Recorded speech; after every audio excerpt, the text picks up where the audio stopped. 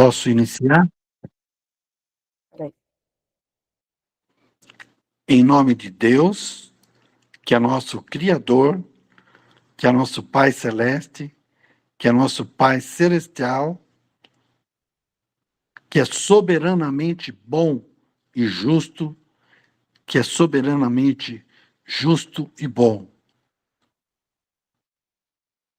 Eu gostaria de pedir autorização a Ele, que é nosso Deus, para iniciarmos o nosso estudo dessa segunda-feira, dia 10 de novembro de 2025. Quero pedir a presença dos nossos irmãos desencarnados e encarnados, que se concentrem com seu cérebro, com seu coração, para nós aprendermos o que será exposto nessa aula de hoje.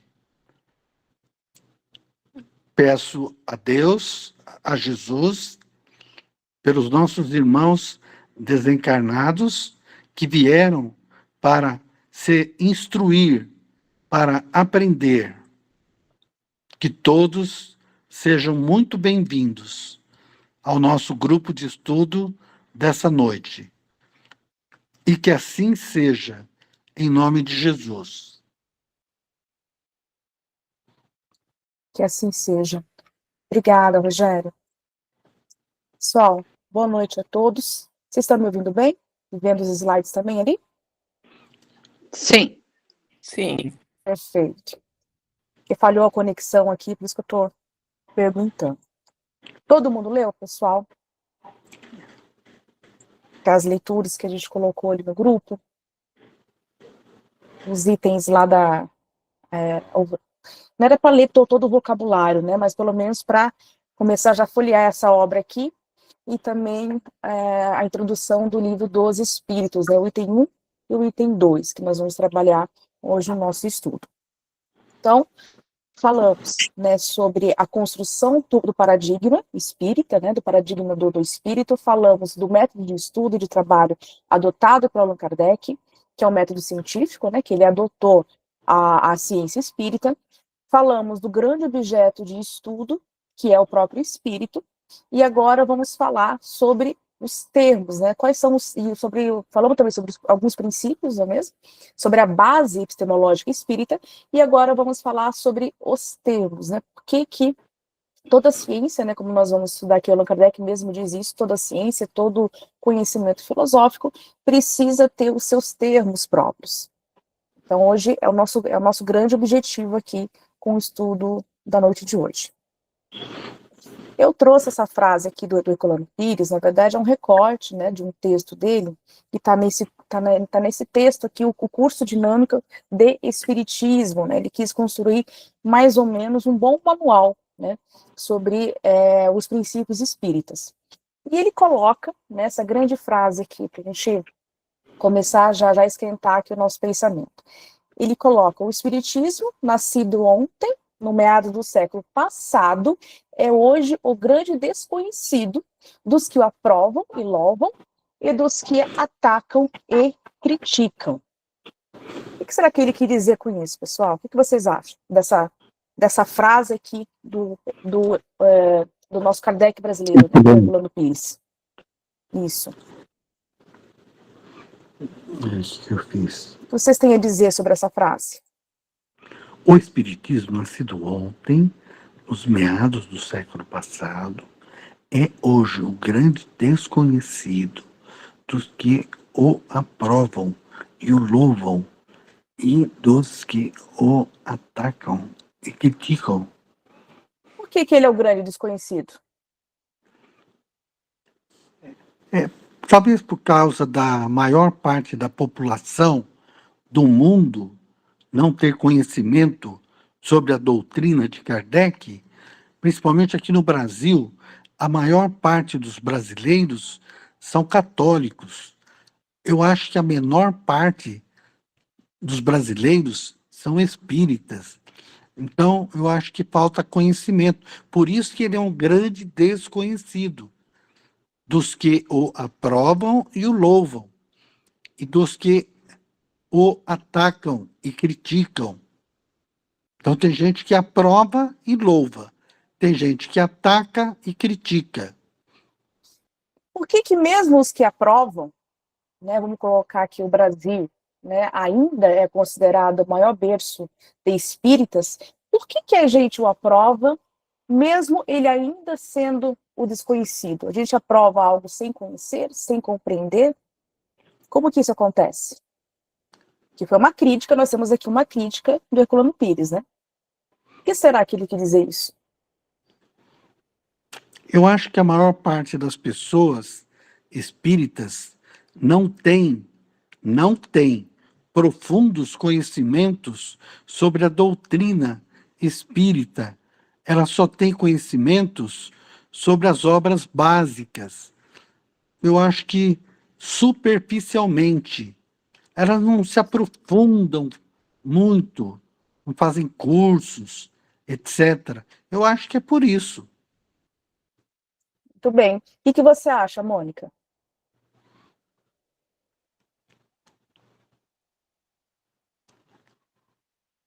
Por que a gente aprova algo sem conhecer? Ou reprova, né? Ou ataca o espiritismo sem conhecer?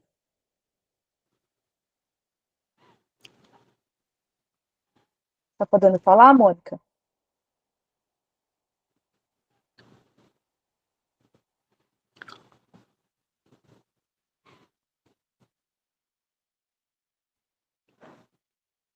O que você acha, Mariano?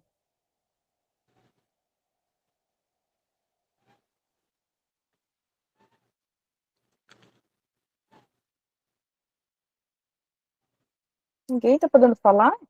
Só o Rogério? Ana Carolina, eu vou falar um pouquinho. Eu até Pode li falar, alguma Sueli, por favor. coisa. Tá, obrigada. Eu até li alguma coisa sobre esse O Grande Desconhecido, de Herculano Pires, hoje.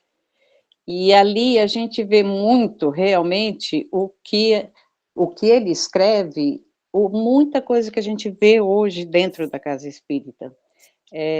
Vamos falar primeiro dos que não conhecem, né, a doutrina. Eles vêm em busca de uma cura milagrosa para uma doença incurável, achando que a doutrina espírita vai realmente solucionar essa situação.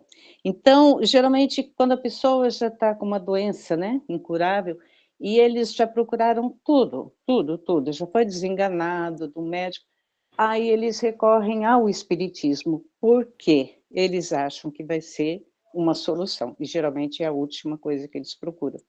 E é claro, né, a gente explica que não é assim, mas eles chegam com essa esperança.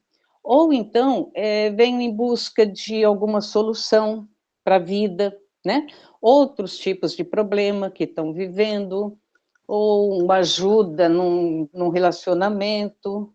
Então, assim, para quem não conhece, vem em busca desse tipo de situação do espiritismo.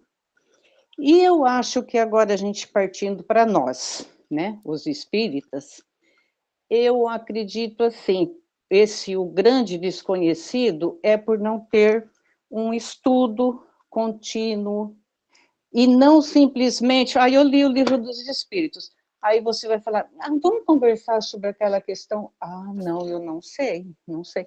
Então, assim, não é só, realmente o que a gente já falou aqui, não é só ler. Então, eu acho que isso realmente falta. Quando você pega um estudo de um livro, você vai descobrindo muitas coisas que você pode ter lido ele 2 vezes e não percebeu aquilo. E no estudo, realmente, você acaba percebendo, estudando e entendendo. Eu acho que isso falta muito entre nós, né? Então, o grande desconhecido, que eu li alguma coisa hoje, eu entendi isso. É isso mesmo.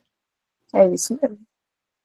Mais alguém gostaria de contribuir com o nosso debate? Oi, boa noite, Ana. Oi, Mariana.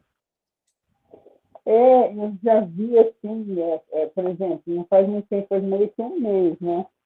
Aí eu estava conversando com uma atendente, eu falei que da doutrina espírita, aí ela falou assim, minha mãe tem interesse, porque a mãe dela morreu, ela queria ver se conversa, sabe?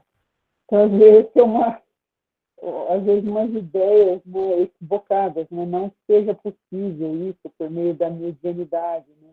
Mas não é isso, o espiritismo é para você se evoluir, né? Evoluir aos redores, né? E acho que, assim, como foi falado, muito desconhecimento, muita falta de informação, mas que agora, depois que teve aquele filme, né, que inclusive está na plataforma da Disney, Nosso Lar 1, Nosso Lar 2, assim, parece que clareou um pouco, né, mas ainda o desconhecimento é muito grande. Como o Sr. Rogério falou, né, o Brasil ainda é muito católico, né, a maioria são católicos, então é uma resistência ainda essa parte da doutrina espírita. É isso mesmo. É tudo isso, que vocês falaram é que o Herculano responde nessa obra. Ele vai falar por que ele é desconhecido, é muito comentado, porém muito pouco compreendido e estudado. O Espiritismo, tanto para aqueles que o conhecem, que o aceitam, porque vão, como a Sueli colocou para nós, porque buscam, muitas vezes, algo muito superficial, não que é menos importante você buscar a cura, você trabalhar a sua fé, mas não é exatamente somente essa a proposta espírita, vamos colocar assim, ou a única coisa que o centro espírita tem para poder oferecer. Então, o estudo, a compreensão, o diálogo com as obras fundamentais, a moral, ou seja, a própria ética espírita que a gente pode oferecer tanto a nós mesmos quanto ao próximo, é muito mais importante do que, por exemplo, a gente apenas oferecer um trabalho de cura, porque essa não somente a manifestação mediúnica, por exemplo, como a cura, não é o mais importante, vamos colocar assim, Então, muitas vezes, o Herculano Pires fala, a gente vai realmente em busca de coisas que não é a grande proposta espírita. E chega, tanto que a gente se depara com aquilo que ainda para nós é o desconhecido. E aqueles que têm preconceito, que muitas vezes o criticam, nem leram as suas obras fundamentais. Então, vão opinar sobre muitos princípios espíritas sem ter um conhecimento de causa. Ou seja, apenas com a opinião deles, que muitas vezes que se revela num grande preconceito. Então, tanto aquele que abraça sem o conhecer, quanto aquele que vamos colocar assim, que tece uma crítica sem ter esse conhecimento de causa, o espiritismo se apresenta aqui como um grande desconhecido. E como faz para a gente virar esse jogo, Qual é a proposta que o Herculano Pires coloca, que é a mesma que o Allan Kardec coloca para nós, através do estudo das obras e da prática, Não é somente estudar as obras fundamentais, é também aprendê-las no sentido que isso tem que nos transformar, que a grande vamos colocar assim, a grande ideologia, a grande objetivo, assim, a proposta espírita é justamente a nossa transformação moral, não é mesmo? Então, se a gente não colocar isso em exercício, em prática, e deixar o estudo das obras, vamos colocar assim, fundamentais, básicas de lado, a gente ainda vai estar lidando com esse grande desconhecido. Então o próprio Herculano Pires coloca para nós, Ele fala assim, olha, quantos são aqueles que já estão trabalhando em centro espírita, já estão trabalhando para o movimento espírita, mas mesmo assim não conhecem as suas obras, não conhecem nem as obras fundamentais de Allan Kardec. Já leu até o Nosso Lar, Como a Mariana colocou aqui para nós, Viu o filme e até já acha que leu o livro, Que é totalmente diferente, totalmente não. O filme é uma inspiração, É uma obra de arte ali inspirada, O livro tem muito mais, tem muito mais elementos. Da mesma forma, com as obras de Kardec também. Se a gente não se propor a estudar, primeiro de forma individual, depois em grupo de estudo, como nós estamos fazendo aqui, a gente não podemos dizer, né, que a gente conhece os princípios espíritas. Então, por isso que para a gente combater esse grande desconhecido aqui, né, ou seja, essa postura, na verdade, é somente estudando de forma profunda. Lembre-se, né, não é estudando de qualquer maneira, né, como a gente tem visto em todos os estudos anteriores, eu preciso estudar isso com método. Mais alguém contribui, tem alguém alguma coisa a falar ou entendeu de forma diferente? Quem levantou a mão? Pode falar, Denise. Eu acho também, Ana, que muitas casas espíritas trabalham de formas diferentes, né? Mesmo seguindo Kardec, como eu falo, às vezes a gente vê alguns equívocos assim, sabe? De princípios mesmo. Esses dias eu vi uma moça dando depoimento que no centro dela eles falavam que quando se fizesse algum tratamento espiritual, era para se deixar o tratamento médico de lado. Você vê, a gente nunca ouviu isso, né? Nunca. Claro que não.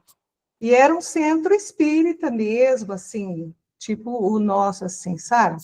Então, eu acho que há muito equívoco também em casas espíritas, né? Tem umas que trabalham bem diferentes das outras, né? E esse é por ter desconhecimento mesmo, né? Por falta de estudo.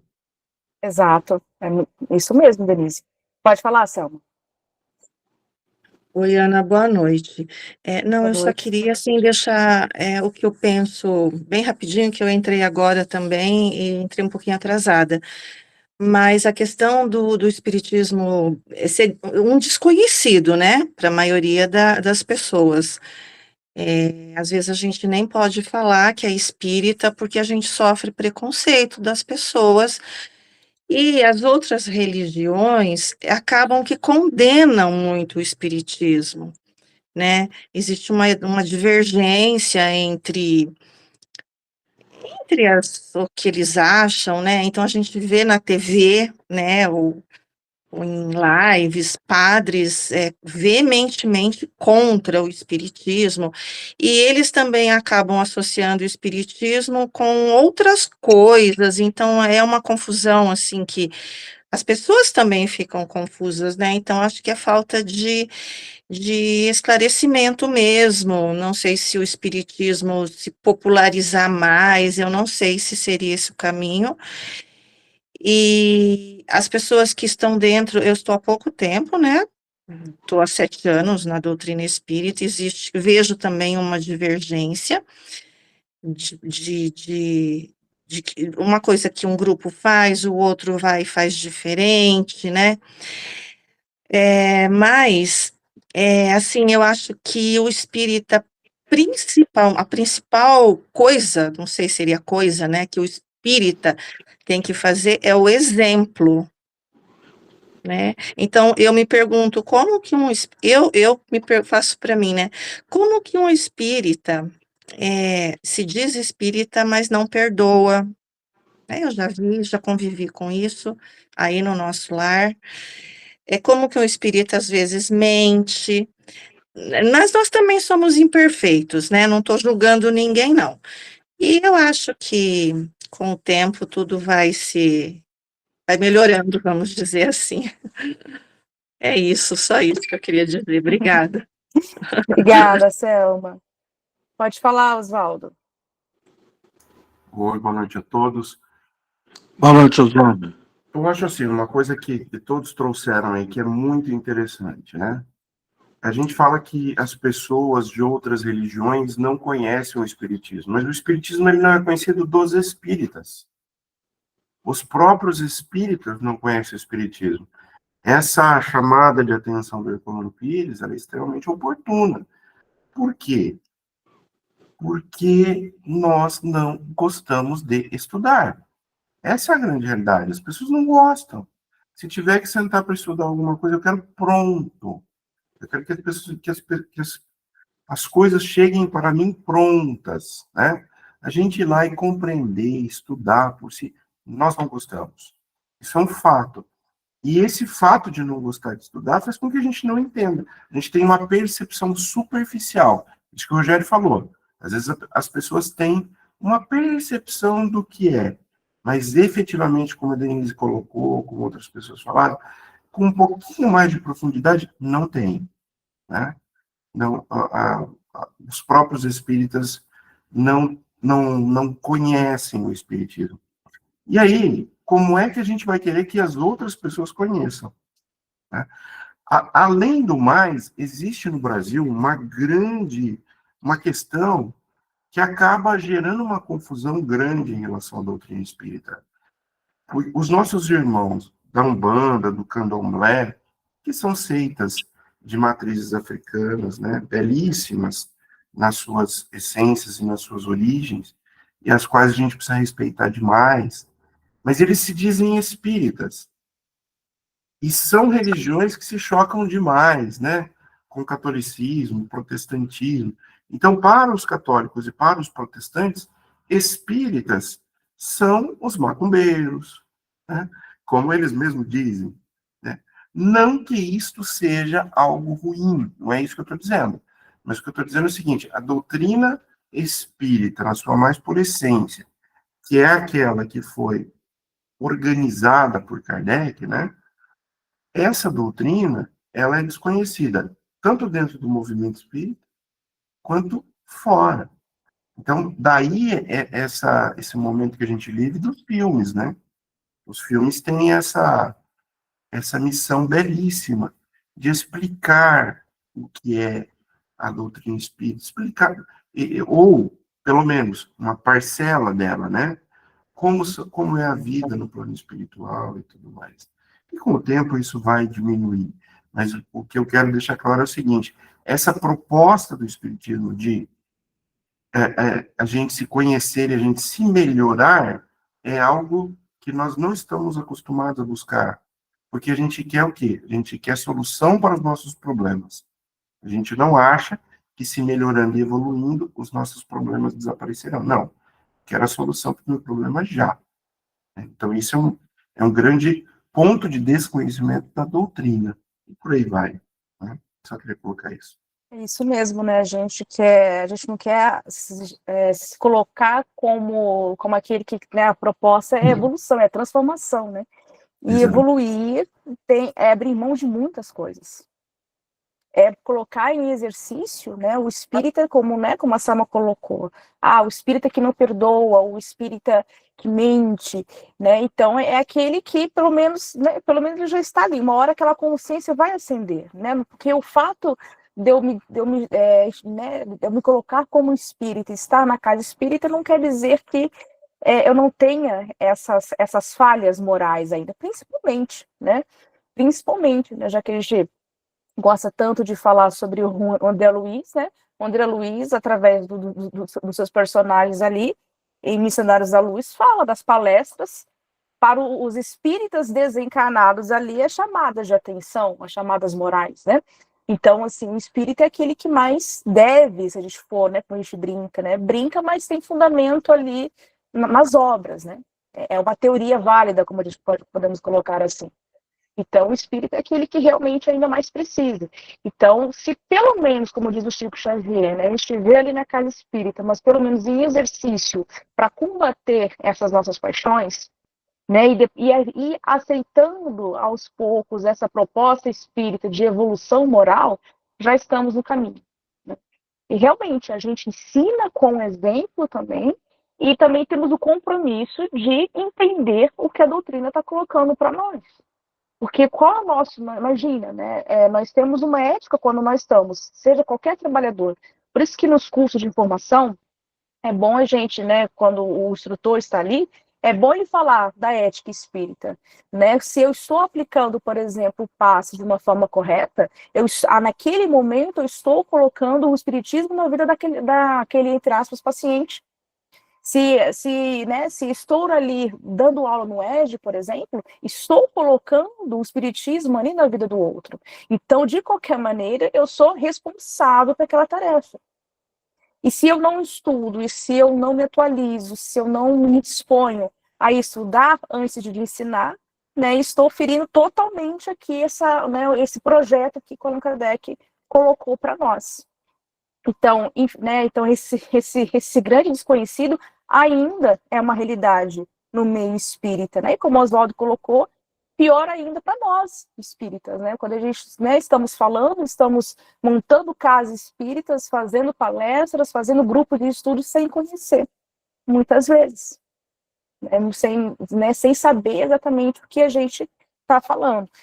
E é o que é essa crítica, né, que o Herculano Pires coloca para nós. Né? Por isso que ele fala, o espiritismo é uma ciência, é uma filosofia, é uma religião colocada em livros, né, as obras fundamentais. Se a gente não se predispor a estudar e aceitar essa proposta filosófica de consequências morais, que pegar todo esse arcabouço de conhecimento e ajudar para a minha evolução moral, não, né, estudar o espiritismo não vai estar, né, sendo útil, pelo menos a mim, né, se eu não estou disposta, pelo menos, a mudar com isso, que é por isso que o Allan Kardec fala o tempo todo, né, que a grande proposta, a grande força do espiritismo está na sua transformação moral, está na sua filosofia moral, né, não nos fenômenos espíritas como muitas casas espíritas se modelam isso. A gente pode ver essa crítica, a gente pode até se estender até a FEB. Olha como ela vai formatar os cursos dela. Para ali no estudo mediúnico. A casa espírita virou o quê? Apenas formadores de médios. Não que isso não seja importante, precisamos, porque casa espírita sem grupo de médios, não posso fazer uma casa espírita sem um grupo mediúnico. Mas não pode ser apenas isso. Né? Então a gente tem que mudar meio que o movimento espírita ele se perdeu nesse sentido, né? O curso totalmente fechado para isso. Ó, qual o objetivo final? Formar médiums, né? E o próprio Herculano Pires, o próprio o próprio Allan Kardec fala disso. Olha, não, a força do espiritismo não está na formação de médiums, está lógico, vai formar, vai poder orientar os médios, mas isso não é o espiritismo, é muito mais, a proposta espírita é muito mais do que isso. Então, o Herculano Pires vai dizer para nós que o espiritismo é ainda, né, essa grande filosofia, essa grande ciência que para nós ainda, entre aspas, é obscura. Por quê? Por culpa nossa. Porque a gente não teve a paciência e estudou de uma forma, né, de uma forma lógica e correta. Porque o Allan Kardec já colocou para nós todo o passo a passo. Basta a gente seguir esse método. Né? Ele, como bom pedagogo, já pensou sobre isso. Como estudar o espiritismo? Ele já colocou para nós. Basta a gente seguir. Alguma questão, pessoal, ainda sobre esse debate aqui inicial que fizemos? Só uma questão, Ana. Pode falar. Quando eu viajo, eu gosto muito de ir nas cidades e conhecer centros e tal, e ver como eles se organizam, né? E eu percebo o seguinte, ao longo do Brasil, às vezes cada lugar é de um jeito mesmo. E a doutrina espírita, ela não tem, a doutrina não, o movimento ainda não atingiu aquela pureza, né? Então, o que nós ouvimos falar que aqui no Paraná, a Federação Espírita do Paraná é uma das melhores do Brasil em termos de orientar as casas espíritas no mundo só. E tem pessoas que falam, Alberto Almeida fala, né, que ele gostaria de encarnar aqui, né? Porque ele diz que a FEP, ela trabalha bem nesse sentido. Mas fora aqui do Paraná, eu vejo que tem muito isso. Cada um trabalha de um jeito. Parece que é outro tipo de casa espírita, né? Essa sensação mesmo que a gente tem, né? Justamente porque, né, falta esse estudo, falta esse conhecimento de unidade, né? Porque a gente tem até essa dificuldade na própria FEB, que tem a incumbência de formar essa unidade e passar para nós. O problema é que as casas espíritas, as federações, elas são independentes, né? De uma forma, elas não precisam seguir 100% a FEB, né? Pode falar, Selma. Oi, Ana, não, eu só queria dizer rapidamente que não é fácil estudar o espiritismo. Não. Para mim é bem difícil, assim, eu já não tenho, assim, tanta concentração e tanta facilidade, né, quem já passou já sabe que é assim, E aí é mais difícil, sim, porque exige bastante da gente. Então, tem coisa que eu ainda não entendo, eu não tenho, assim, tanto tempo para ler como deveria ter, né, para tentar estudar melhor. Então, quando eu estou aqui, parece que eu estou quieta, mas eu estou aprendendo, né? Escutando, eu também aprendo bastante. Mas é isso, e é difícil mesmo, acho que para as pessoas em geral, né, ter tanto tempo assim para ler, Sim, porque exige uma dedicação, né, extra. É Bem isso. legal isso que você está colocando, Selma, porque assim, uma coisa que hoje está acontecendo e que é bacana, né? Como é uma doutrina muito vasta, hoje, por exemplo, tem os audiobooks, os livros, os podcasts. Tem uns podcasts interessantes, assim, por exemplo, tem um que chama Espiritismo Simples, na sua forma mais simples. Então, tem algumas ferramentas que nos ajudam, porque você tem toda a razão. A doutrina é vastíssima, né? O bom é que a gente tem aí muito tempo para estudar, mas a doutrina ela é muito vasta mesmo. E quanto mais a gente estuda, mais a gente vê que a gente sabe pouco, né, Ana?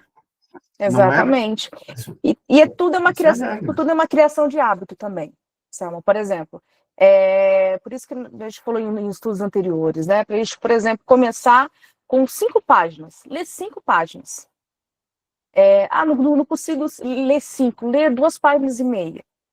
Então, assim, aos poucos, você vai. Isso é uma questão também de hábito e de treino, é um exercício. Quando a gente vai, né, eu tenho dificuldade de me concentrar, tenho dificuldade de ler, como que a gente vai superar a dificuldade? Eu só consigo superar essa dificuldade com treino. E no início vai ser chato mesmo, vai ser mais difícil. A gente vai querer, isso não é para mim, né? Mas a gente tem o quê? Persistir, né? Você imagina se o Allan Kardec tivesse parado lá naquelas primeiras dificuldades que ele teve. A gente não teria as obras fundamentais hoje. Nós não estaríamos aqui, né? Então,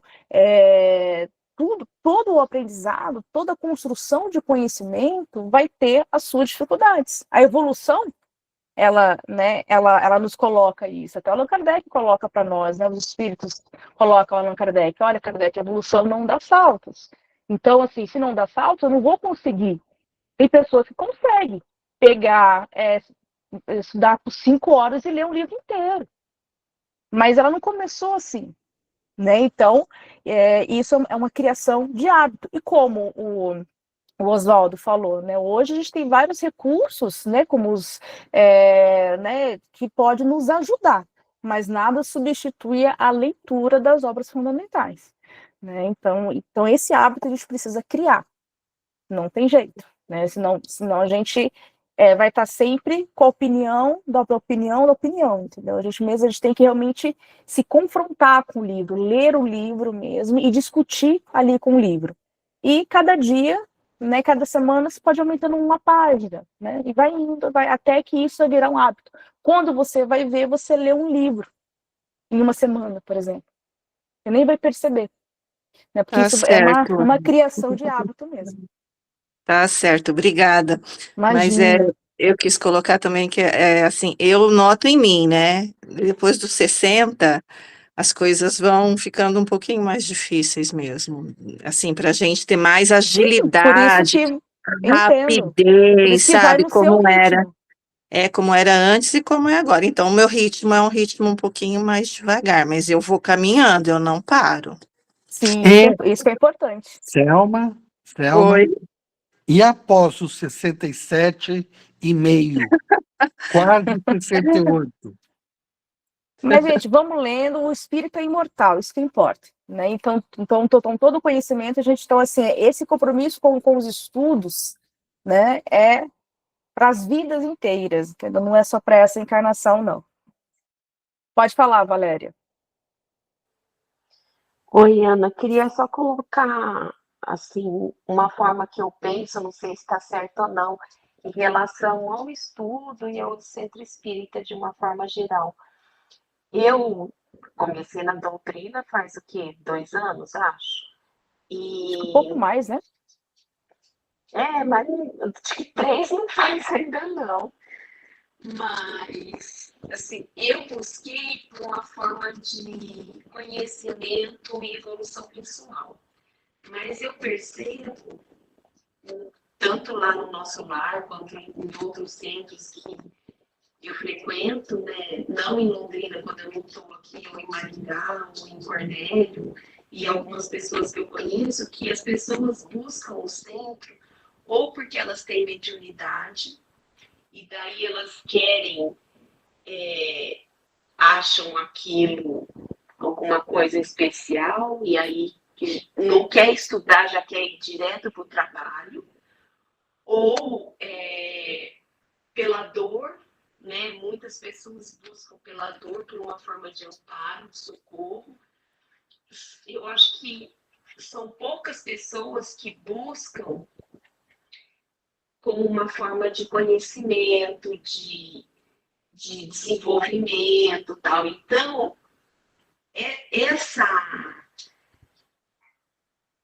esse caminho aí, né, já, por exemplo, se você vai ali pela dor, você tem o seu socorro, às vezes você não volta, pode ser que sim, que você se entenda, que você escute palestras, se dedique e comece a receber respostas, né, de situações de vida e tal. Mas eu não acredito assim que a maioria. Então a gente vê muita gente frequentar os centros, mas poucos são os grupos de estudos. Por exemplo, em Cornélio é um sacrifício ela conseguir lá montar um grupo de estudo, vai 1, 2, uma semana, na outra semana aqueles 2 já não vão, vai outra, então não consegue dar uma sequência. Além da cidade ser muito menor que Londrina. E mesmo as pessoas que são espíritas, quando elas são de berço, elas já têm essa educação dentro de casa. Então, eu acho que é mais fácil essa continuidade do estudo. E quando a gente meio que cai de paraquedas, né, na doutrina, então você tem que estar muito decidido, igual ela estava comentando. Se você não colocar lá um dia, um horário, um despertador e falar, não, eu vou ler 2 páginas. Aí, às vezes, vai ler um mês ali, só aquelas 2 páginas por dia. Aí depois você vai começar a ficar mais fácil, você vai começar a ler 5. Então, realmente, é um hábito, né? Mas eu acho que é mais, porque é mais pela vontade, né? Eu acho que o que importa do espiritismo não é você ser ou não ser espírita, ou divulgar a doutrina, eu acho que é divulgar a obra. Eu acho que isso sim é importante, porque não importa se você é espírita ou não, o que importa é o que você faz, a forma como você age, aquilo que você mostra para os outros. Eu acho que isso é importante. E aí, não importa se a pessoa está na Umbanda, se ela está numa igreja evangélica, se ela é católica. Eu acho que essa moral cristã, eu acho que ela tem que ser muito mais enfatizada e muito mais... É o que tem que estar em evidência, né? Valorizada, Porque exatamente. Até mesmo dentro do centro a gente vê coisas assim que a pessoa faz caridade, tem trabalhos, mas eu não sei, parece que não é levado a ser, eu não sei explicar, então é complicado. Eu entendo. Mas é como a gente comentou, são muito mais né? espíritas do que espíritas, né? Com certeza. Também. Com certeza. Praticam mais os princípios do que o próprio espírita, né? Exatamente. Isso, eu acho que isso o religioso, como uma forma geral, né? Exatamente. Mas o espírita é aquele que mais deve mesmo a Deus, né, a toda a providência, vamos colocar assim. Né? Então, se essa pessoa, mesmo tendo vaidade, está ali na casa espírita, faz a caridade, e mesmo assim a gente não consegue sentir ainda isso está realmente mudando, né? Mas ela pelo menos está no caminho. Ela pelo menos está tentando, né? É bem isso, é uma questão de treinamento, né? É um Um dia você está treinamento. fazendo por obrigação, uma hora você está fazendo de coração, Exatamente, né? né? Porque, assim, tudo aqui, né? Então, assim, uma hora você vai fazer... É a mesma é aquela coisa, né? A virtude, ela é um ganho evolutivo. E ela não ganha assim, a gente tem a impressão que a gente vai mudando, né, as vidas e essas virtudes elas vão caindo. Não, a gente vai conquistando. Para que a gente possa ter, né, qual é a última, vamos colocar ali, qual é o último capítulo da terceira parte do livro dos Espíritos lá? A última lei. A lei de que ele resume, aqui resume todas. Como que é o nome? Amor e caridade, né? Tem a palavra antes. De justiça, de amor e de caridade. Mas porque a gente tem essas 3 virtudes antes, muitas outras precisam ser desenvolvidas. É como se fosse uma escadinha. Igual quando a gente explica à criança, olha, para que a gente tenha um amor, precisamos ter a paciência primeiro. Precisamos ter a empatia. Então, assim, a gente vai ganhando ao longo da nossa evolução moral, vamos conquistando essas virtudes, vamos colocar assim. E isso não vem numa vida só, né? Porque evolução não vai dar saltos. Então a gente vai conseguindo, a gente vai conquistando isso aos poucos. Estar na casa espírita ou qualquer outra, vamos colocar entre aspas, igreja, ou instituição, ou trabalho de caridade, é apenas um dos exercícios. Um dos lugares onde eu posso, né, vou colocar assim, pegar essa virtude, ou né, colocar a minha alma em exercício. É apenas um dos lugares. Mas isso não quer dizer que isso vai me transformar de uma hora para outra. Entende? Então, assim, é lógico que a moral, o que a gente demonstra ao próximo é muito mais importante. Mas quando nós estamos falando, por exemplo, aqui de princípios espíritas, a gente está falando assim também de um compromisso que a gente tem com a doutrina espírita e com o seu corpo teórico. Então, imagine a gente elaborar uma palestra, dar um curso, por exemplo, apenas fundamentada na nossa opinião, como a Denise colocou ali, né? Da casa espírita, acho que foi a Denise, né, Denise, que você falou, da casa espírita, que o passe iria substituir, né, o tratamento médico da Terra, né?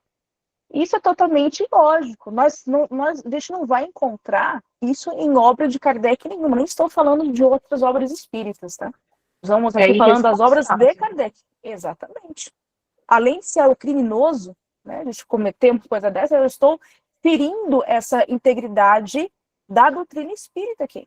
Eu estou usando um princípio ou uma atividade, uma prática espírita, né, de acordo, vestindo ela com a minha opinião. Então, quando eu vou falar dos princípios espíritas usando a minha opinião, eu vou estar totalmente cometendo aqui um grande erro. E por que muitas vezes eu faço isso? Não é por maldade, muitas vezes é por desconhecimento. Eu não sei, eu não domino, eu não sei nem ver aonde que eu encontro esse princípio espírita. Tem espírita que nunca nem abriu aqui ó, o dicionário, ó. Não sabe nem que obra é essa. Né? Então, e muitas vezes se sente na autoridade de falar da doutrina espírita. Independente da moral dele, tá? Que aqui a gente não está nem fazendo nenhuma leitura moral. Né? A gente está julgando como que a gente apresenta ou estuda os princípios espíritas. Será que eu estou falando, estou aprendendo com conhecimento de causa, como a gente colocou aqui, ou se eu estou realmente falando de acordo com a minha opinião? Porque eu falar de qualquer ciência somente com a minha opinião não me dá autoridade nenhuma. Né? Ou seja, vou estar pelo menos, né? Eu acho que vou estar fazendo um serviço, mas pelo contrário, eu estaria fazendo um desserviço para a doutrina espírita, que é o que mais acontece no nosso movimento espírita. O que mais tem são palestrantes, são os professores de cursos que vão falar sobre aquele assunto sem conhecimento de causa. Como que eu vou apresentar um tema sem ter estudado? E eu não posso ter estudado somente um texto, eu tenho que ter um conhecimento, no máximo, integral do assunto. E tem palestrantes, tá, que vêm de fora, que muitas vezes a gente acha que é o colega do lado. né? E não é o colega, não é o nosso colega que está ali na casa espírita. Já vi palestrantes que são aplaudidos, que enche vamos colocar ali um auditório falando coisas antidoutrinárias ou incompletas. Dá até para perceber, poxa, esse palestrante aqui só leu o livro dos médiuns, ele não viu que teve uma evolução desse conceito. Ele não viu que esse princípio espírita já se desenhou melhor do que ele está apresentando. Lógico que a gente não vai ser mal educado, né? Não vai voltar com a caridade, não vai chegar, não vai falar isso para o palestrante, olha, você falou errado, né? A gente não vai fazer isso. Mas como que a gente percebe isso? Quando se a gente está estudando em casa, se a gente tem esse conhecimento de causa aqui.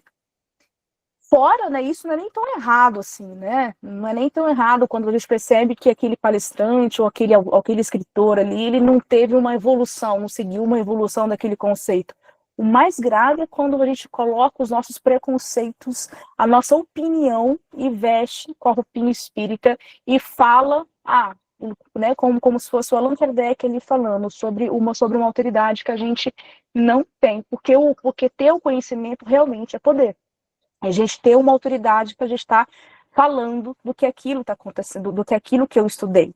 Porque pode chegar sobre assunto que eu estou apresentando, pode chegar qualquer pessoa e questionar, porque eu tenho que ter esse conhecimento para poder responder.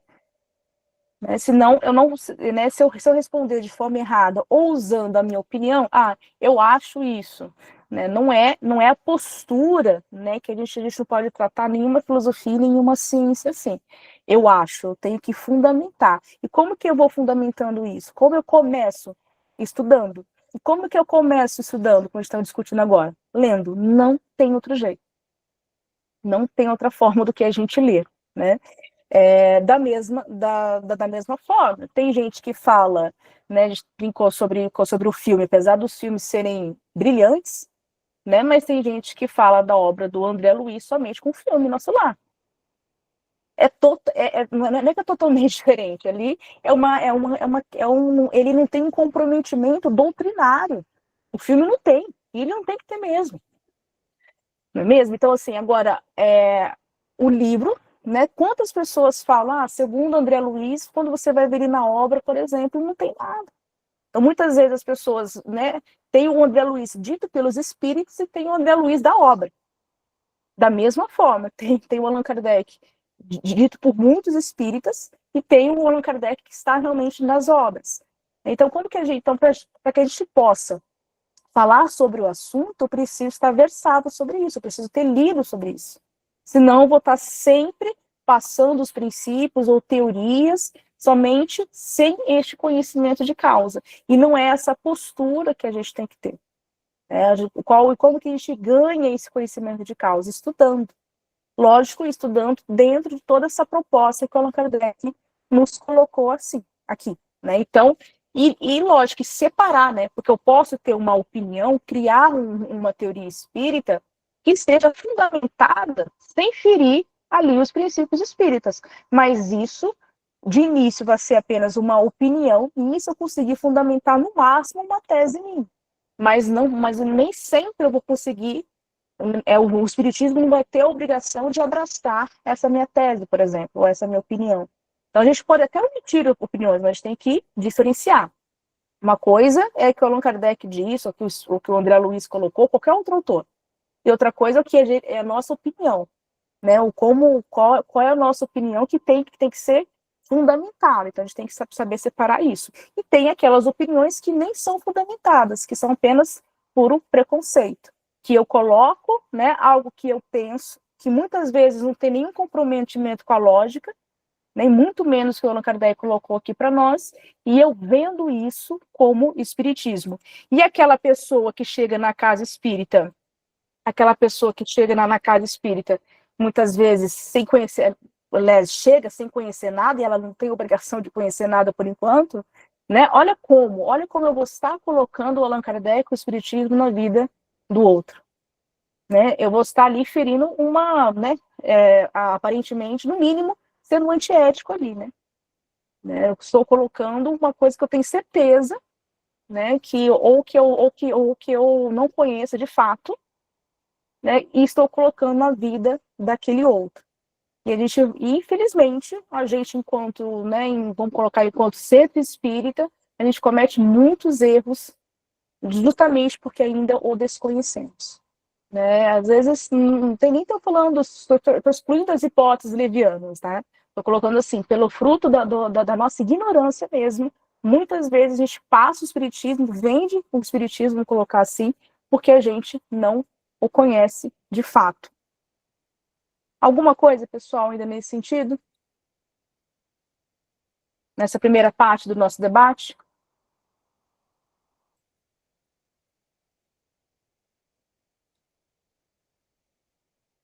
Vamos falar um pouco agora sobre os termos espíritas, né? Muitos dos princípios, né, que a gente coloca, que o Allan Kardec coloca como princípios, como ponto de partida, como nós vimos no estudo passado, muitos desses termos foi criado pelo próprio Allan Kardec, ou eram termos que já existiam na época e ele, né, apenas abraçou e adotou, colocou dentro do corpo teórico espírita. E por que ele fez isso? Né? Justamente porque o grande, né, e o primeiro objetivo de Allan Kardec, como nós vimos, era levar o espiritismo a um patamar de ciência. E como todo conhecimento científico e filosófico precisa ter o seu arcabouço de termos próprio, ou seja, as suas terminologias. Então ele começa, né, então a gente tem essa compreensão desde da primeira parte ali dessa introdução do livro dos Espíritos, e ele coloca também na obra Instruções Práticas. Né? Essa obra foi uma obra que ele fez justamente para poder atender a formação de médios, né? Que é uma obra de 58, lembrando que o livro dos médios, a primeira edição, é de janeiro de 61, essa obra é de 58, um pouquinho antes, ou seja, o Allan Kardec já estava elaborando esse projeto da obra sobre os médiums, só que ele já adianta para nós que ele fala assim, olha, não adianta aprender a ser médium ou desenvolver qualquer faculdade mediúnica sem antes ter estudado o que é o espiritismo.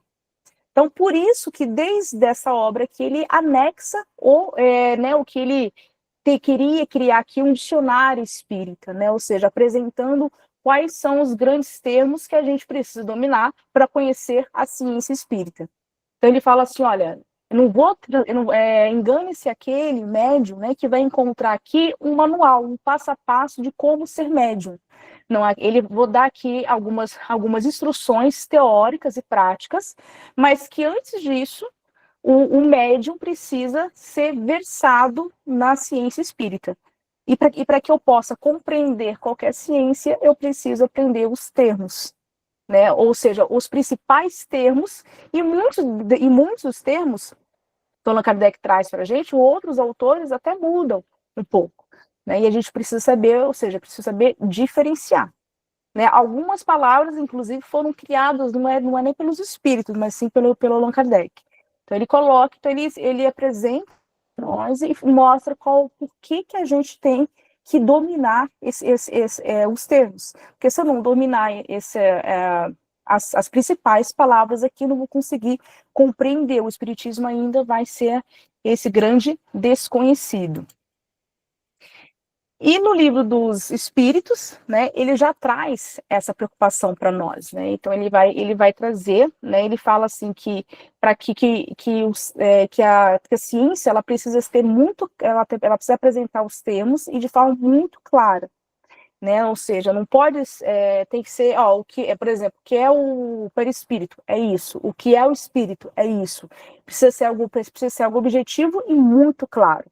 Porque na ciência a gente não pode ter várias interpretações de um termo só, do mesmo termo, perdão. Eu preciso ter clareza daquilo que eu estou falando, daquilo que realmente é, ou seja, daquilo que eu extraí do fenômeno e cheguei, né, e consegui colocar um conceito a partir daquilo que me foi observado. Então, a princípio, eu preciso criar os termos, dar nome a esse fenômeno e um conceito claro a isso também.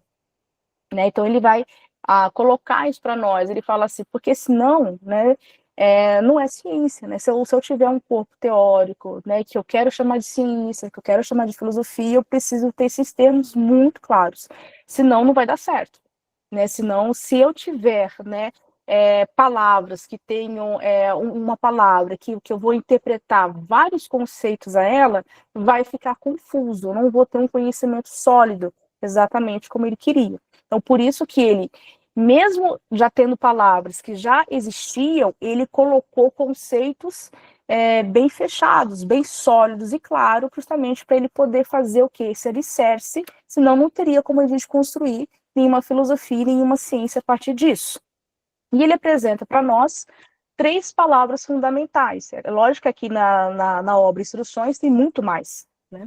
Mas ele né, vamos trabalhar essas 3 palavras aqui, né, mostrar como Allan Kardec apresentou para nós, essas 3 palavras fundamentais aqui, esses 3 termos, que ele já coloca ali como exemplo desde o livro dos Espíritos. A primeira palavra é Espiritismo, né, criada pelo próprio Allan Kardec, né? Alma, né, ou seja, que Allan Kardec vai dar a alma, já é a palavra, obviamente, que já tinha, mas ele dá um conceito espírita a ela, e depois princípio vital, ou fluido vital, que também já existia na época. A própria palavra espiritismo, né, foi, como a gente pode ver, ela foi cunhada pelo próprio Allan Kardec, porque ele queria separar da palavra espiritualista, né, ou espiritualismo, justamente porque não tinha ainda, né, o espiritismo é uma ciência sem nenhum precedente científico. Então, se ele colocasse palavras que fossem mais da área da metafísica, assim, então isso poderia criar uma confusão, né? Então ele falou, então vamos colocar a palavra espiritismo, porque já é uma nova ciência, precisa de um novo termo.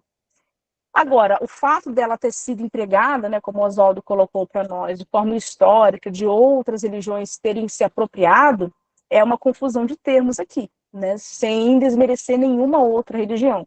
Mas é uma palavra que o Allan Kardec cunhou, né, então por isso que a gente brinca, né, sabe? Se a gente for falar que né, se a gente for pensar assim, então posso falar que existe um espiritismo que não foi criado pelo Allan Kardec, não tem, né? Ou seja, o espiritismo a palavra inclusive foi criada por ele para denominar, né, para nomear, melhor dizendo, a ciência ali que ele estava elaborando, a ciência do espírito, por isso espiritismo, que vai derivar também a palavra espiritista ou espírita, que é aquele que é o seu adepto. Então ele mesmo criou e ele mesmo deu a definição. Agora, o fato dessa palavra a gente se utilizar, né, outras ciências ou outras crenças forem se utilizar dela para poder se dizer espírita, mas não sendo espírito de Allan Kardec, vamos colocar assim, isso é uma questão histórica e social, né? Não é o que está em discussão aqui. O que está em discussão aqui é que o Allan Kardec criou a palavra, esse termo, justamente porque ele precisava dar um novo nome a essa nova ciência, né? Então ele precisava criar isso, ele não queria, né, como ele queria termos muito, muito claros e objetivos, ele não poderia usar palavras como espiritualismo, ele falava, isso vai criar confusão. Porque ele fala assim, todo aquele, né, toda crença ou filosofia que crê que existe algo além da matéria é espiritualista. Mas nem todo espiritualista é igual. Ou seja, o espiritismo é uma filosofia ou é uma crença, né, que está encaixado nesse grande termo aqui, sim, mas ele vai ter o seu, né, mas ele, justamente por ele ser uma ciência, ele vai se diferenciar das outras crenças espiritualistas, vamos colocar assim, né, e por isso que ele falou, bom, se eu utilizar o mesmo termo, vai dar confusão. Então, por isso que vamos realmente estabelecer e criar a palavra espiritismo, porque não é só crer em qualquer coisa, né, que está além da matéria após a morte, né? A gente criou que uma ciência, nós criamos o que um paradigma em torno da alma ou em torno do espírito, que não vamos mais chamar de uma qualquer coisa que sobrevive, né? Ou seja, ele fez uma ciência disso. Então, como toda ciência, precisa de termos novos. Outra, né, tanto que ele colocou assim, ó, já, se a gente quiser chamar de, né, colocar o espiritismo como esse algo que crê em qualquer coisa, pelo menos vamos colocar um nome científico. Então, espiritualismo científico. Mas melhor ainda, ele falou assim, mas melhor ainda, vamos chamar de espiritismo, que vai ter como seu corpo de estudo, seu objeto de estudo, o espírito, que vai investigar através, né, de tudo isso que nós estudamos, através do método de estudo. E vai tratar da alma, né? Ou seja, a alma aqui, ele vai colocar uma roupinha científica. Ou seja, então, mesmo sendo uma palavra que não foi ele que criou, não foi ele que inventou, mas ele vai dar uma abordagem científica a essa palavra aqui. Então, essa ciência, né, que ele coloca, né, que ele coloca para nós é uma ciência, né, não só uma ciência, ele vai depois definir, né, como ele define nos seus 3 aspectos, né, que é a ciência, filosofia e religião. Então, por isso que ele vai falar assim, olha, é muita coisa, é muito conhecimento em torno, né, do nosso grande objeto de estudo, que é o espírito. Eu preciso realmente criar esse termo. Eu vou criar um termo novo, porque todos os outros termos que a gente foi tentando como hipótese, ele se tornou insuficiente, se tornou, ou muitas vezes poderia levar a erros, como diz Allan Kardec, né? A uma confusão teórica de conceitos, e era tudo que ele menos queria, né? Então ele foi muito inteligente, ele foi muito sábio ao criar a palavra espiritismo, né? Justamente porque ele falou, olha, é algo novo, né, que está nascendo, é algo novo que vai tratar a alma de um jeito científico, vai ter uma abordagem totalmente diferente. Alguma questão, pessoal? Aqui?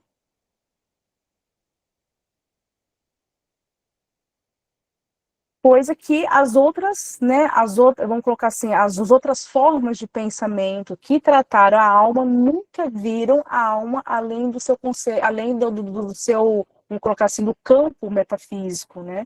Nunca ninguém antes de Allan Kardec tinha elevado a alma, né, para o campo da ciência, né? Então, mais um motivo ainda para ele criar a palavra espiritismo. Alguma questão, pessoal?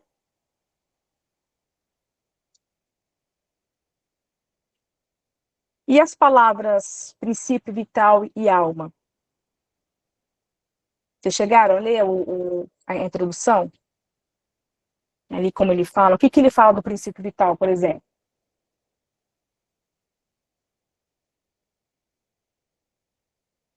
Qual é a definição que o Allan Kardec dá ao princípio vital? Ou fluido vital? Há diferença entre fluido e princípio vital? Não. Fluido cósmico universal, fluido vital. Será que tem diferença? Qual a definição que ele coloca ali na introdução do livro dos Espíritos? De princípio vital aqui. Princípio vital é a energia que o corpo físico recebe na reencarnação. Esse princípio vital, ele vai se escoando, ele vai acabando conforme vai passando a reencarnação. De tal forma que quando ele acaba, ele termina, o espírito encarnado se desencarna. Esse é o princípio vital. Certo. Esse é o princípio vital, né, que ele vai lá na questão 63, 64, 65 do livro dos Espíritos, vai chamar de fluido vital, né? Então você me deu vamos colocar assim, o comportamento ao longo da encarnação, mas a essência, como que ele define o princípio vital? Ele define como energia? Vida material e orgânica. Oi? É o princípio da vida material e orgânica, né? Isso. Qualquer que ele seja a fonte, é comum a todos os seres vivos, desde as plantas até o homem. Eu estou com o livro aqui, por isso que eu... Tá. Não pode. Eu digo, a definição dele é essa, né? Sim, exatamente. E depois, você está com o livro dos Espíritos, Denise? Estou com os dois. Vê lá na questão 63, 64, acho que é por aí, não é? Se não me engano, Estou falando a memória, que ele ia falar Isso. do fluido vital.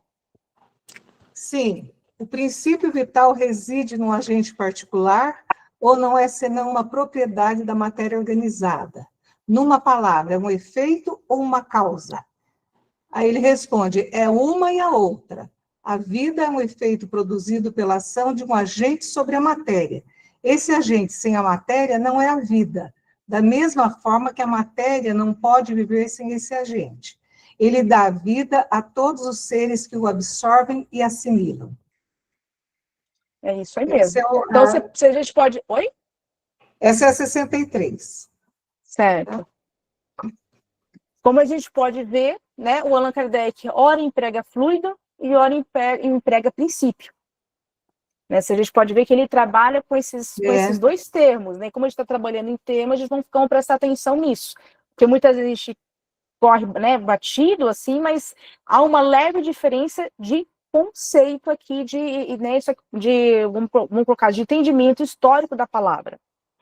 Até o tempo de Allan Kardec, ou seja, né, a ciência, tudo aquilo que ela não sabia determinar a causa, a essência, mas o fenômeno aparecia, a gente podia observar o fenômeno, mas a gente ainda não entendia a sua causa, a gente chamava de fluido. Por isso, fluido elétrico, né? Ou seja, a ciência ainda não tinha ainda, não falava de carga elétrica, ou seja, a física ainda não estava na evolução que nós temos hoje, por exemplo. Então, falava de fluido elétrico, por exemplo. Né? Então, a peste, né, por exemplo, aqui, por exemplo, para falar das doenças, né, não sabia a causa, ainda não conseguia ver qual bactéria, qual vírus, não tinha todo esse entendimento, mas sabia que havia um fluido, alguma coisa que causava aquela peste, aquela doença. Né, igual a Covid, né? O que causa a Covid? Então, ou seja, se fosse na época, né, de Kardec, né, ia ser, e era, né, a gente não ia falar, hoje já fala um vírus, mas não tinha essa expressão, falava, tinha um fluido que causou ali a Covid, só para a gente entender, né, mais ou menos como que era a compreensão, inclusive usado pela ciência. Então, tudo aquilo que não tinha ainda uma causa, vamos chamar de fluido ou de princípio. E Allan Kardec sabia, até que quem também se utilizava dessa expressão, do termo, era o próprio Mesmer. E vamos lembrar que Allan Kardec estudou o Mesmer, né, por 30 anos. Então, ele sabia do que ele estava falando. Então, ele pegou, né, ele falou, bom, preciso, né, o que anima a vida orgânica? Há um fluido, isso, exatamente, Rogério, há um fluido, ou um princípio que vai dar origem àquela vida orgânica, que vai animar aquela matéria. Então, ele não sabia o que é exatamente o fluido, nós não sabemos. Até hoje, nós não sabemos exatamente, né, a gente, né, por exemplo, uma matéria que vamos colocar assim, que reveste o mundo espiritual. A gente fala de fluido, mas o que é exatamente esse fluido? Nós ainda não sabemos, não teve ainda uma evolução, como Allan Kardec queria, que o Espiritismo tivesse a evolução de conceitos, que veio, a gente não tem um termo ainda melhor para poder botar na palavra fluido aqui. Então, por isso que ainda vamos utilizar a palavra fluido. Posso, ora falar princípio vital e ora falar fluido. Então, Allan Kardec precisava dar nome a essa substância que era manipulada pela vontade e pelo pensamento do espírito. Então, como que eu vou chamar essa substância? De fluido.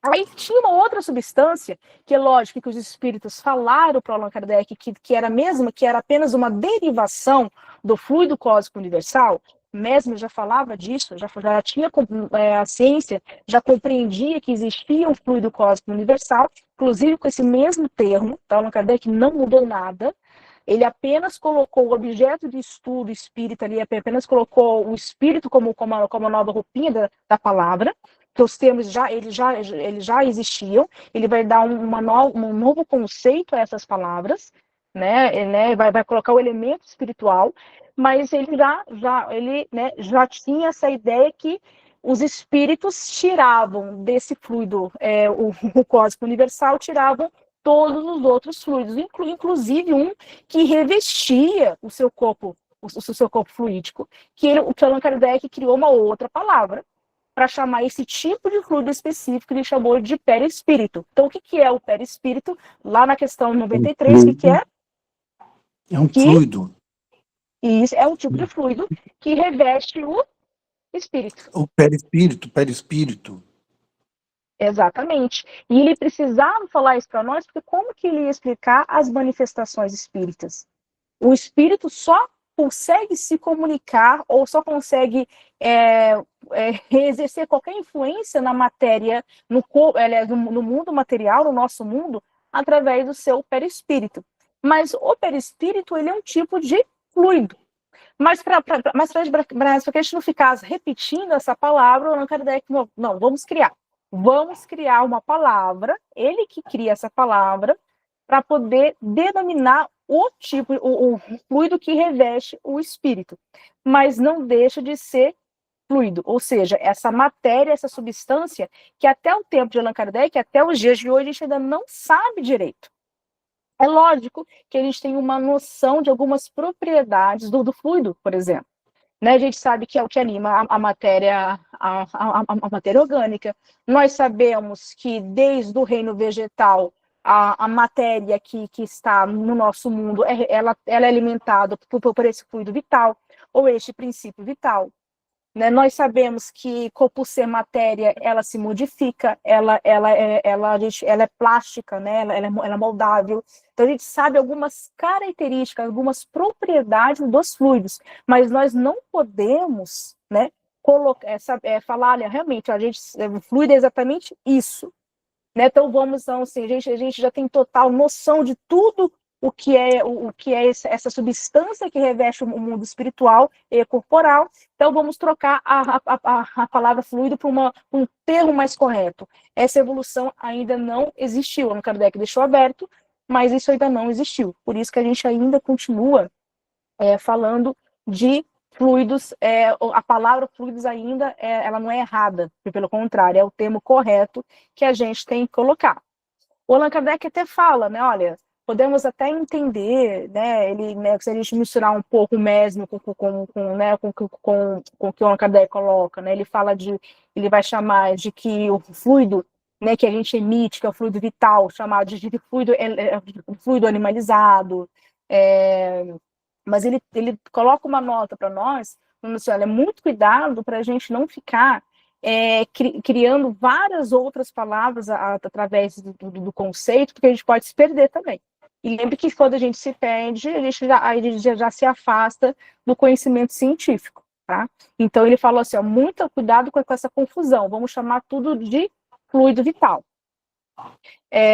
Qual outro tipo de fluido que o Allan Kardec não fala, que a gente trabalha muito nos nossos estudos mediúnicos, que muita gente faz confusão, que é usado para os efeitos mediúnicos físicos.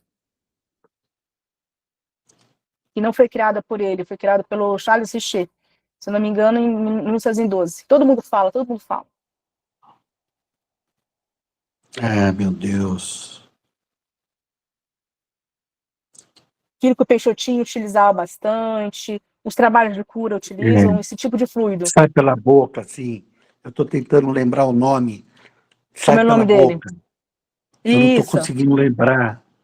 Quem Ai, lembra? meu Deus. Ectoplasma. Ectoplasma. Isso. Ectoplasma. Muitos, eu vi já pessoas que são versadas nos estudos mediúnicos, utilizam a palavra ectoplasma como sinônimo de fluido princípio vital, não é a mesma coisa. Às vezes, até se a gente for ler lá quem cunhou essa palavra, ele vai, que não é nem espírita, tá? Mas tem a ver, né? A gente pode fazer, né? Pode debater junto aqui. Não trabalha com esse mesmo ponto de partida aqui. É outra ciência. Apesar do Allan Kardec já ter vislumbrado, quando ele fala dos fenômenos físicos, ele fala assim, há uma quantidade maior de fluido animal que se junta com os fluidos do meio ambiente e faz com que aquele fenômeno físico daquele objeto, por exemplo, desapareça, apareça, que são os fenômenos físicos. Então, em pequenos trechos do Livro dos Médiuns, por exemplo, já dá a entender que ele está vislumbrando ali um ectoplasma, mas ele nunca falou sobre essa palavra. Muitas vezes a gente utiliza, como conceitos análogos ou como a mesma coisa. Não é a mesma coisa. Ectoplasma não é fluido vital. Não é a mesma coisa. Se a gente for tentar entender numa linguagem espírita, vamos colocar que o princípio vital, o fluido vital, faz parte do ectoplasma, mas não é a mesma coisa. É lógico que os estudos espíritas hoje, para a gente avançar, a gente não pode deixar de lado o estudo do ectoplasma. Mas a gente não pode confundir aqui os termos. Senão eu vou estar fazendo um desserviço. Lembra? Eu não estou falando com conhecimento de causa. E eu já vi pessoas que se dizem versadas em mediunidade falando disso. Usando como sinônimo.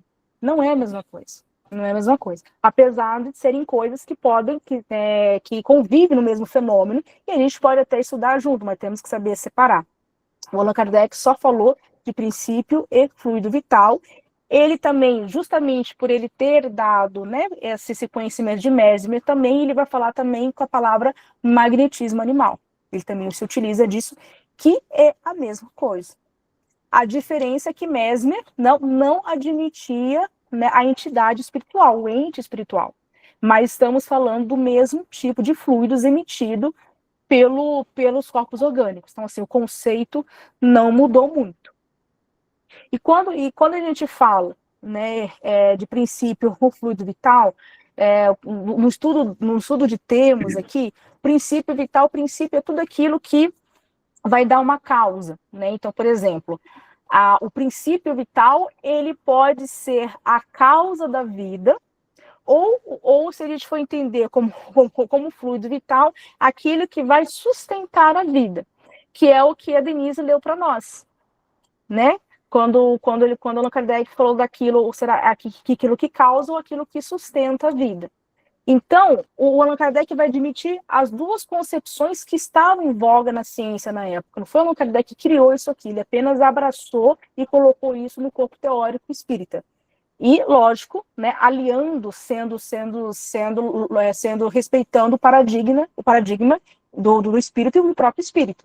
Então, é o espírito encarnado que precisa desse princípio vital aqui para animar a sua matéria, para dar vida à matéria. Se eu preciso encarnar, né, como o Rogério explicou para nós, eu preciso de um corpo.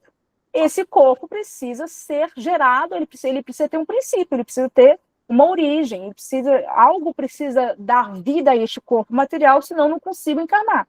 Então, quando eu estou empregando nesse sentido, eu posso falar, há um princípio vital que anima a matéria orgânica. Mas é aquilo que sustenta, aquilo que vai sustentar até eu desencarnar. Eu vou ter o quê? Esse fluido vital. Entende que dependendo do contexto, de como eu vou empregar, eu estou falando da mesma coisa, só que com empregos diferentes. Só que não muda. Agora, se eu começo, né, o Allan Kardec coloca assim, olha, se eu começo a criar muitos termos para falar a mesma coisa, vira uma salada. É lógico que cada autor, ele vai ter a sua liberdade de fazer isso. E muitas vezes ele não está ferindo, mas ele pode estar complicando. Né? Por exemplo, o André Luiz. O André Luiz é maravilhoso. Já que a gente trouxe ele como exemplo, vamos botar ele como, né? Já que ele está no nosso estudo, vamos manter ele no nosso estudo aqui de novo. Ele cria termos em cima das coisas que o Allan Kardec colocou.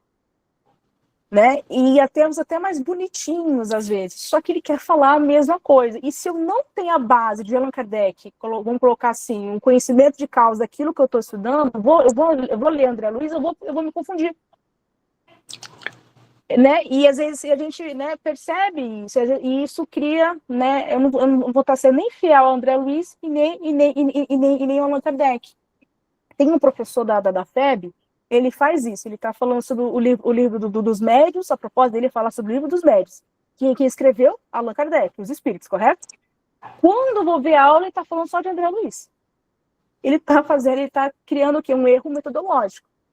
Né? Ou seja, ele está usando tempo para explicar um fenômeno que o André Luiz, perdão, que o Allan Kardec colocou ali, ele só, quando ele vai ver a aula só sobre André Luiz, eu percebi que ele é fã da obra. Ok, tudo bem. Mas o que ele tem, né? O que deveria fazer? Né? Olha, né, esses são os termos empregados pelo Allan Kardec nas obras tais e tais e tais, porque teve esse antecedente histórico, né? Falamos aqui do Mesmer, por exemplo. Agora, o André Luiz também fala nisso. Não está errado, ou seja, quando eu estou fazendo ali um estudo, né, um estudo comparado, por exemplo. Né? Mas para isso eu preciso o quê?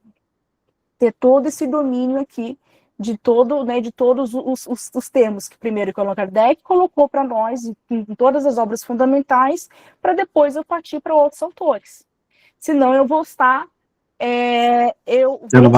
errando, né? Então, por exemplo, igual quando a gente está lá no EJA, o professor está falando sobre o perispírito. Porque o perispírito existe esses fluidos, existe né, o que são os fiozinhos que ligam o perispírito, o espírito ao corpo físico, porque esses são os fios de prata. Allan Kardec não fala fio de prata, quem fala fio de prata é André Luiz. Mas o aluno que está ali no EJA, ele não sabe. Ele não tem obrigação de saber. Agora, quem está dando o EJA tem que dar a obrigação. Allan Kardec não fala disso. Pelo contrário, ele fala, gente, para de criar muitas palavrinhas de coisas que a gente nem sabe. Por isso que a gente está falando de fluido. A gente não sabe nem direito o que é isso. Se a gente for criar palavras em cima de palavras para poder explicar a mesma coisa, a gente vai se perder. A unidade científica aqui se perde. É a mesma coisa. O que o Allan Kardec define para nós, quando ele explica para nós, quando ele vai falar sobre o perispírito ligado ao corpo? Que durante o processo ali da gestação, o espírito se liga ao corpo, célula por célula, molécula por molécula, através, né, do próprio perispírito ali que vai, né, vamos colocar assim, vamos colocar, criando forma ali ao novo corpo. Ele não fala, ele não usa nem a expressão fios perispiríticos. Isso é a gente que cria esses termos, né? Lógico, agora está errado? Não. Né? Mas eu tenho que tomar muito cuidado com os termos, senão vou estar o quê? Fazendo esse desserviço e só ajudando o espiritismo a se tornar ainda o grande desconhecido. Parece meio chato, mas isso é muito importante. A gente saber exatamente assim, né, quais são os termos utilizados pelo Allan Kardec e saber diferenciar dos outros autores, né? Porque é muito... senão realmente a gente não vai ter nunca essa compreensão. E como que a gente sabe disso?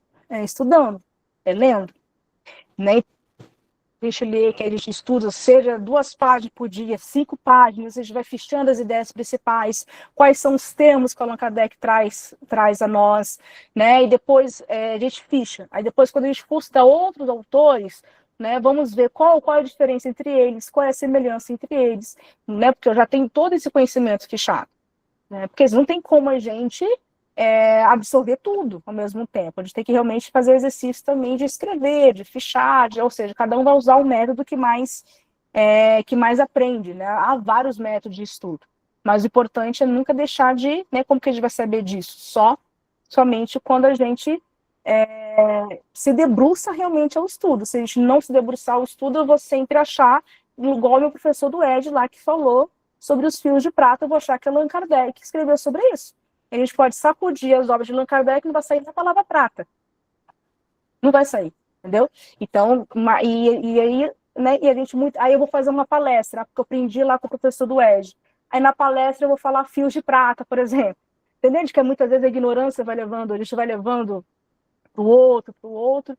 É isso, né? Por isso que essa grande crítica do Herculano Pires, né, ao espiritismo, se a gente não estudar, se a gente não realmente colocar a casa em ordem, ele ainda vai ser esse eterno desconhecido aí, esse grande desconhecido, inclusive, né, bem pior ainda, como o Oswaldo colocou para nós, entre nós espíritas. Mas como que eu consigo combater isso com um estudo sério? Né? Porque o conhecimento não vem de graça. Oi? Leitura, Com a estudo. leitura. Não tem jeito. Não tem outra forma mesmo. E qual foi, né, a outra palavra, né, que o Allan Kardec coloca para nós é sobre a alma, né? A alma obviamente, já era um termo utilizado, né, por muitas outras culturas, inclusive, e ele vai trazer para nós a questão da alma, né? Ou alma ou espírito. Então, desde do texto vestibular ali, né, que é o que a gente tem como referência aqui do nosso estudo, ele vai falar isso, olha, a alma que durante os séculos, né, teve várias roupinhas, vários conceitos para a palavra alma, mas aqui vamos, né, ele quis falar assim, mas aqui vamos adotar só este, né, um conceito só, e ele vai falar que alma é o espírito, né, ou seja, que é apresentando aí sim como nosso grande objeto de estudo. Então, a alma é a mesma coisa que espírito. Acontece que, quando ele chega lá na questão 134, e o 134A, que eu coloquei aqui para gente, ele pergunta ao espírito, né, aos espíritos, o que é a alma. E o espírito responde, a alma é o espírito encarnado. Por isso essa ideia que nós temos, né? Quando ele vai falar de espírito, é o espírito que está desencarnado, que está ali no mundo espírita, né, que já está na erraticidade, que é outro termo também. Agora, a alma é quando ele se encontra no corpo, quando ele se encontra encarnado. A gente repete isso sem saber de onde que vem. Vem da questão 134, onde o espírito responde. A alma é o espírito encarnado. Agora, isso não quer dizer que alma e espírito sejam entes diferentes. É apenas os termos aqui para eu entender, para poder diferenciar. Quando Allan Kardec empregar a palavra alma, vou estar, né, normalmente, dependendo do contexto ali que ele colocou para nós, eu vou entender como o espírito que se encontra encarnado. E quando ele falar da palavra espírito, vou entender o espírito desencarnado. Então, é só para a gente entender aqui de forma metodológica, mas é a mesma entidade, é o mesmo ente, tá? Espírito e alma é a mesma coisa. É o princípio inteligente da criação, que é a definição que ele dá para nós. E há também uma diferença, né, quando ele vai falar da palavra espírito, por exemplo, quando ele fala da palavra espírito com E maiúsculo e com E minúsculo, né? Qual é a diferença? Quem sabe a diferença de termo aqui que ele Parece que coloca? tem o livre-arbítrio, a inteligência emocional, livre-arbítrio, parece que tem alguma coisa. Um espírito com E maiúsculo é o espírito Tem uma que diferença. tem o livre-arbítrio. Eu acho que é isso. Também, mas ainda não é a melhor definição que ele coloca aqui para nós. Ai, meu Deus. Não, mas está certo, é isso mesmo. É isso mesmo. Mas tem uma forma melhor para a gente explicar esse termo. Quando o Allan Kardec está falando de espírito com E minúsculo, ou espírito, tá? Ele está falando do princípio. Lembra? O princípio, ele está indo na substância, na essência do conceito. Quando ele está falando de princípio inteligente, é o espírito com E minúsculo. Que ele vai até a pergunta 74, perdão, ele está falando com a palavra espírito com E minúsculo. Da 75, que eu acho que é quando inaugura, se não me engano, acho que é quando inaugura a segunda parte do livro dos espíritos, que é o mundo espírita, aí sim ele está falando do espírito com E maiúsculo, ele vai percorrer toda a obra com E maiúsculo, aí ele vai percorrer a obra inteira. E que isso quer dizer? O espírito com E minúsculo é o princípio inteligente, aquele que não atingiu ainda a idade hominal, que não tem livre-arbítrio, que não tem compromissos, que é acrítico, ou seja, ele é amoral, ele não tem nenhum compromisso moral. Por isso que ele é amoral, ele não atingiu a idade moral. Ele ainda está, as suas primeiras experiências estão ou no reino vegetal ou no reino animal. Primeiro no vegetal, onde vai iniciar a vida orgânica, tem princípio vital, mas não tem ali o espírito com E maiúsculo, individualizado e já pronto para fazer as suas próximas expiações, digamos assim, né, dar uma continuidade à sua evolução, aí no sentido moral como hominal. Quando ele habita já o mundo espírita, né, ou seja, quando ele já vai ter as consequências morais, que aí ele vai encarnar, vamos colocar assim, nas primeiras formas humanas, ele começa a ter esse compromisso moral, então ele é um espírito com E maiúsculo. Então, só para diferenciar, lógico que tem que ver o contexto, tá? Normalmente, quando o Allan Kardec está usando o E minúsculo, ele está falando da principiologia, ele está falando do princípio inteligente enquanto conceito. O que é o espírito? Princípio inteligente. Né? Agora, o espírito que está em evolução... exatamente. Né? Ou está falando, por exemplo, os corpos dos animais, E minúsculo, que são almas, são nossos irmãos menores que ainda não atingiram a idade luminal. Agora, nós, que já estamos encarnados na forma humana, já temos o compromisso moral, aí tem o livre-arbítrio, como você falou, Rogério.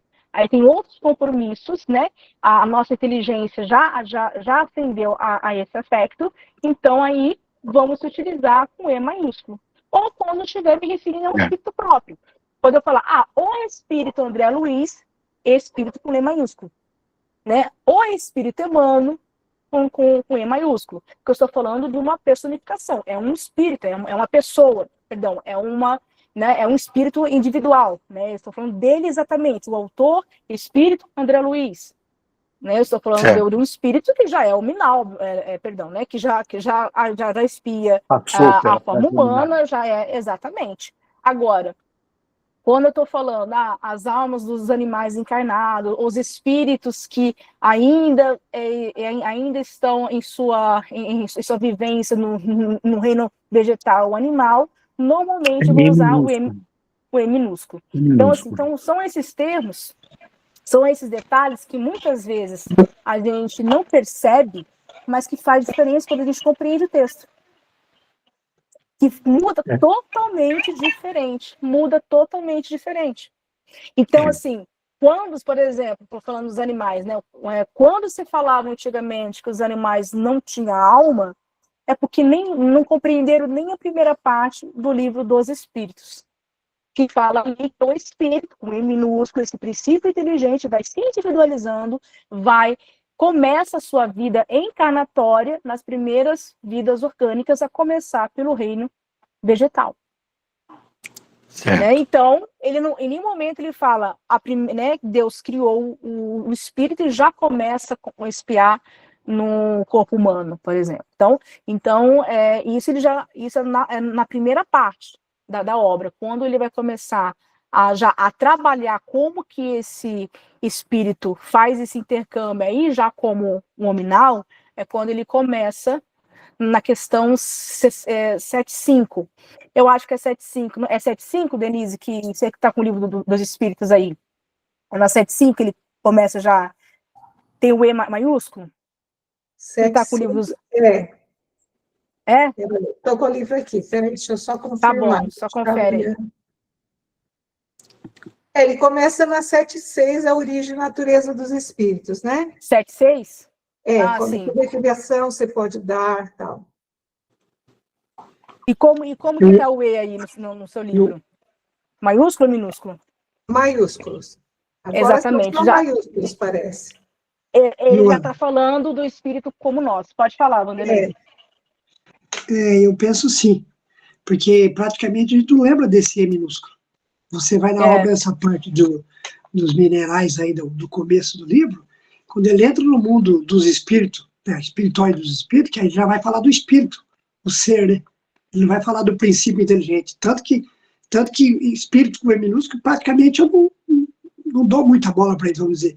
A gente sempre usa falar muito mais, é o princípio inteligente. Porque o princípio inteligente, para você falar que o espírito está na planta, fica uma coisa meio estranha, né? Porque a pessoa acaba não entendendo, minúsculo e maiúsculo.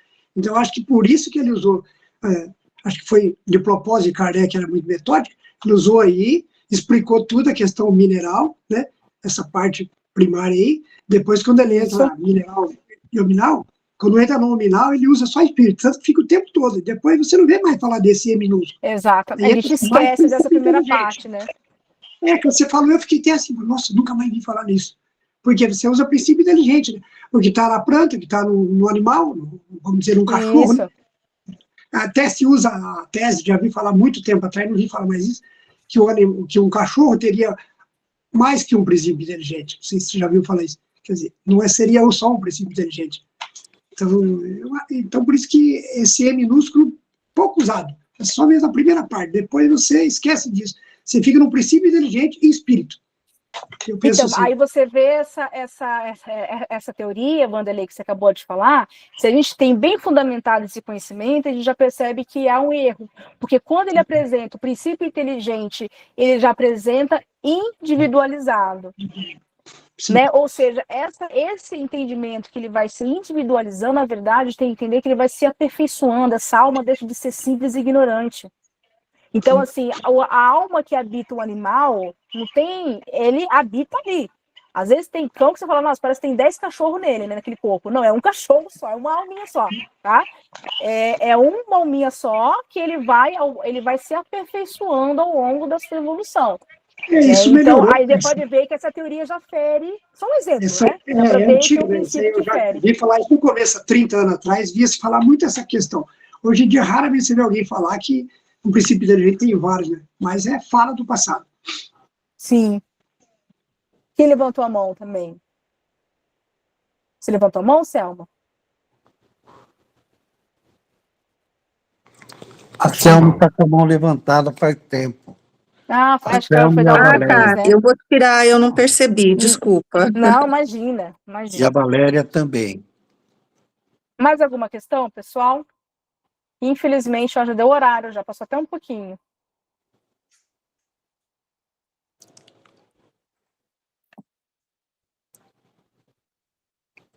Tá como tarefinha de casa, pessoal, vamos lendo esse vocabulário. Ai, que coisa chata, vou ler o dicionário e vocabulário, mas é importante. É importante que isso vai ser bem fundamental para os próximos estudos aí, que o Oswaldo vai coordenar. Então, assim, ter muito bem fundamentado esses princípios, né, entender exatamente qual é a explicação e a concepção que Allan Kardec dá para eles, é fundamental, que é a base de todo estudo que a gente fizer a partir de então. Podemos encerrar, pessoal? Podemos. Quem gostaria de fazer a oração final, por gentileza, então? O Wanderlei. O Wanderlei? O Wanderlei. Quer fazer, Wanderlei, a oração? Pode ser o Pestana? É você mesmo, então. Posso fazer, sim. Obrigada. Então, nesse momento, vamos agradecer a mais uma oportunidade de estarmos aqui reunidos, né? Que não seja presencial, mas essa questão online que vem nos auxiliar nesses momentos de aprendizado, né? Com certas dificuldades para nós que já somos dinossauros, mas que possamos ser dinossauros que estamos em evolução.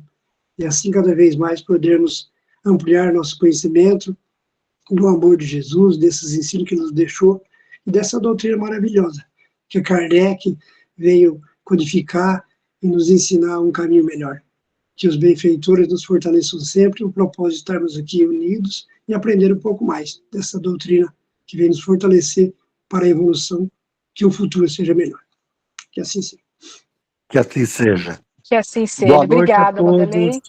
Deus Boa abençoe noite. a todos. Boa noite a todos. Que assim seja. Boa noite. Até mais, Obrigado. pessoal. Obrigada. Muito obrigada. Obrigada, eu. Até segunda.